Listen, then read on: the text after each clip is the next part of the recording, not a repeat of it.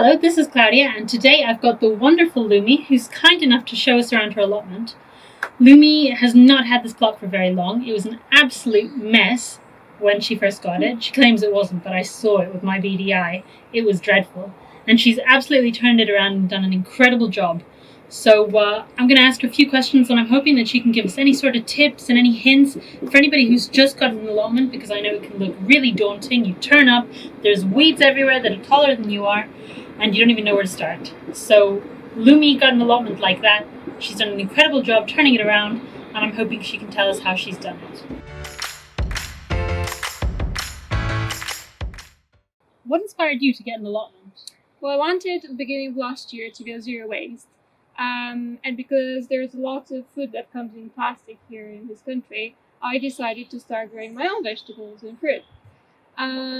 I had no idea it was possible to rent one until they told me I could do it, so I applied and I got it. And I started. So how long were you on the waiting list for this allotment? So I was on the waiting list for about 4 months, and I've had it now for 10 months or so. So have you got any previous gardening experience? Zero. Zero? Zero. Wow, okay. How did you learn to do everything that you've done on here? Lots of YouTube. Lots of YouTube? Lots of asking my friends like you yourself, and my neighbors have been really great. This is a really good community. Yeah. Allotment neighbors are normally quite good like that. Yeah. So, okay, can you tell us what it was like when you first got it?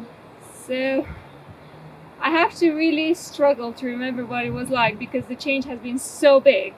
But all of the borders were full of weeds that were about my height tall and full of nettles, I believe. But the majority of it, I mean, honestly, I think the majority of it was covered in black matting, so that was good. Can you talk us through how you got rid of all the weeds? I think for anybody starting an allotment that gets one, you look at it and you go, oh god, that's daunting. There's a lot of rubbish on there. A lot of, chopping down weeds and pulling them out, and great support over there. Well, it took us about, 2 weeks to get rid of them? 2 weeks? It wasn't that bad. What'd you do with all the weeds? We burnt them. We made a bonfire. Quite a lot and of marshmallows. Smoke. Lots of smoke. So, do you know off the top of your head how big this plot is? 130 square meters. It's pretty big. Yes. That's what I thought initially, but now it seems very small.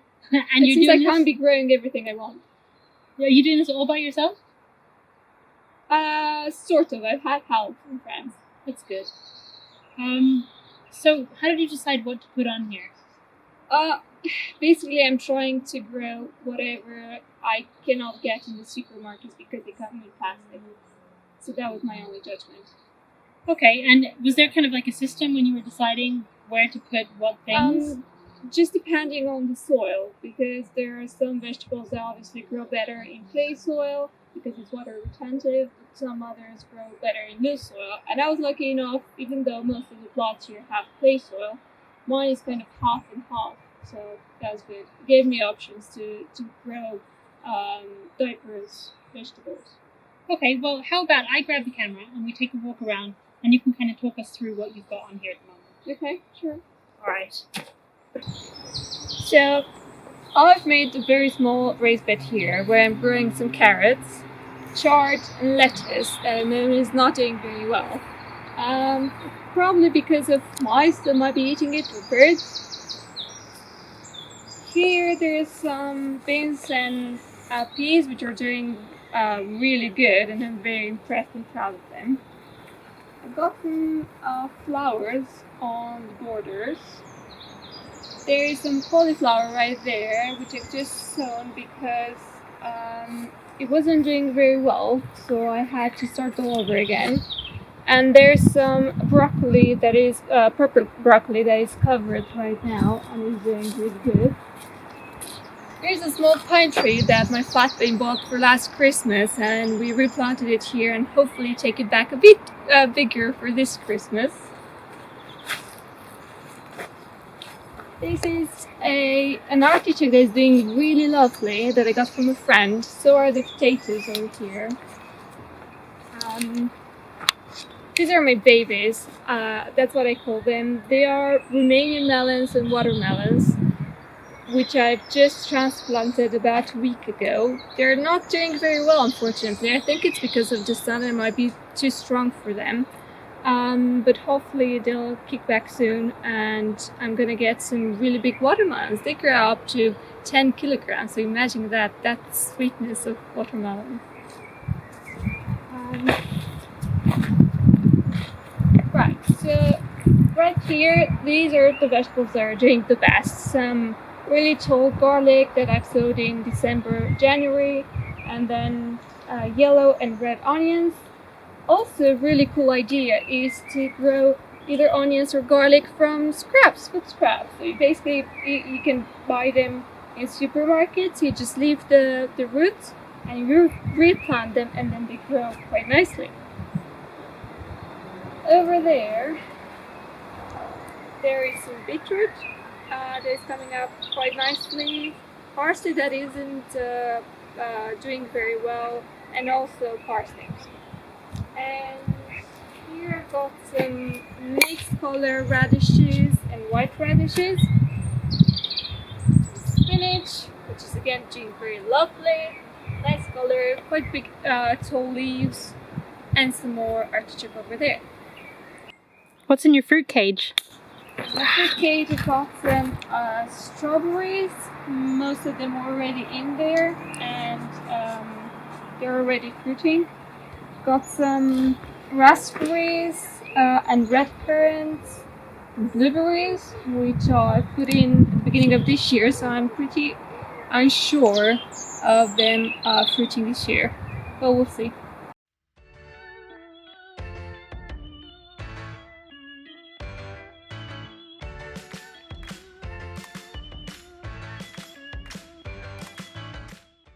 Talk me through what you've got in your shed and why.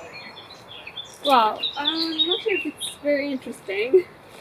So I've got a couple of more bed sheets that I can use around either to cover the ground when I don't want any weeds to come up, or I've been using some of the bed sheets for my fruit cage to make sure that netting doesn't break easily because the wood is quite rough. Got my tools, obviously. Got some spare plastic bottles that I'm just taking from my coffee that's drinking lots of Coca-Cola. And I'm using them as mini greenhouses for whatever I have directly in the soil. Just when the weather is quite rough, I like to keep them in protection. I've got many pots that again I've taken from people that didn't need them anymore. Many natural fiber string like this, which is biodegradable, so that's cool. Fine. It's fine. Fine. Some selective fans, coffee grounds, which I again recycle after I have my coffee because apparently provide lots of nutrients to the plants, and I just sprinkle on top of the soil. A few seeds that I keep here, some ant poison, which I feel like been invaded since I come here. There's many mounds of ants, and that's about it, I think. Right, so this greenhouse, did it come on this allotment? Unfortunately not. I had to ask around if people had free greenhouses that they didn't need any longer, either glass or plastic, and the woman just said, well, I have one. What do you think? Who was this woman? Where did you find her? Just a stranger, just on a website. Yeah. Okay, and so you had to go and pick it up? I had to. Obviously, we had to take it apart, and I have great help. We had 1 day of extra fun. Bloody nightmare. For those of you that do have greenhouses, you might know what it's like to have to take some square bolts and nuts out of the greenhouse. And bits of glass, I can and imagine. the bits of glass, yeah. Okay, and taking it down was a bit of a faff then. What about putting it back up? Oh, it took us 2 days to put it back up. 2 days? 2 days, and very funny. The base, I've done it myself. And then we realized, as I was putting the glass alone, that the base wasn't straight, and the whole frame was basically shifted. So we had to basically move the whole greenhouse to allow for the glass panels to fit.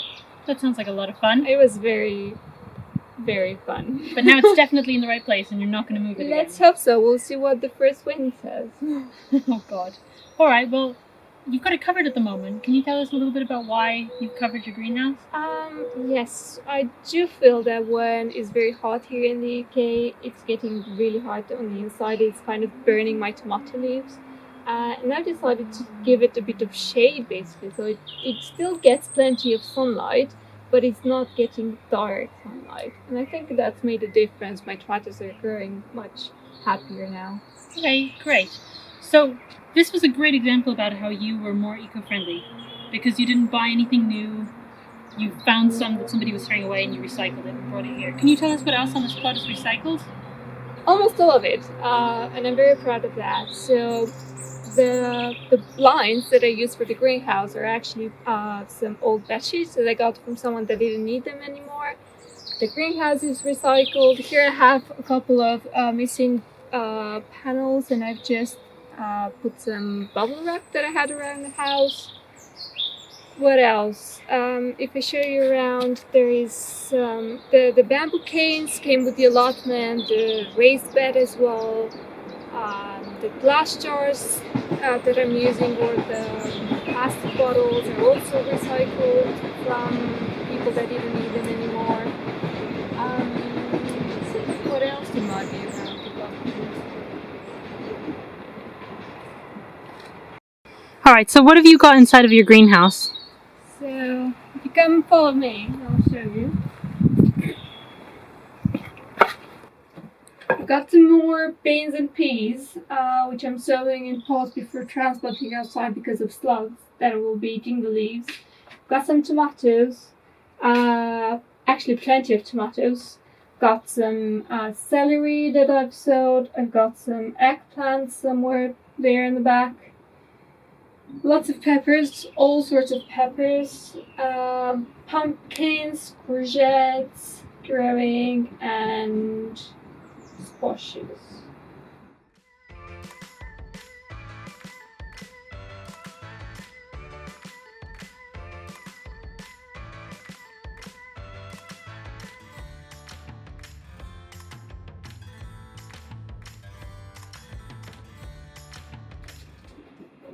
Okay, Lumi, so in conclusion, if you had any tips that you could give somebody who is a beginner, it's their first time, what would you say? Just have enough patience. You'll see the sun at some point. Try to take it step by step. Do a little bit every single day or as often as you can. Don't try to do too much in a day like I do, especially now that I'm spending 7-8 hours here during weekends. But honestly, it will affect your well-being and especially your health if you don't take it slowly. But ask a lot of questions. People will be really willing to give you many tips and tricks. They'll be sharing plans with you. And also do lots of research, especially YouTube is really great if you want to see how a plant should look like, what a healthy plant looks like, how to sow, how to transplant, how to thin out, all sorts of things that you need to know. Everything is on YouTube or websites. Do you have to spend a lot of money to have a neat allotment?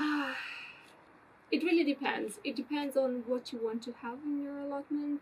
There's many here that have really basic things. You can always upcycle, recycle, borrow things, so you don't have to spend lots of money on it if you don't want to, but obviously it's up to you. Great. Well, thank you very Thank you. much for today. Thanks for showing us around. Sure. Hopefully I can come back in a couple months and you can show us how your big melons are doing. Yeah, that's awesome. Great. Thanks, Thank you. Lumi.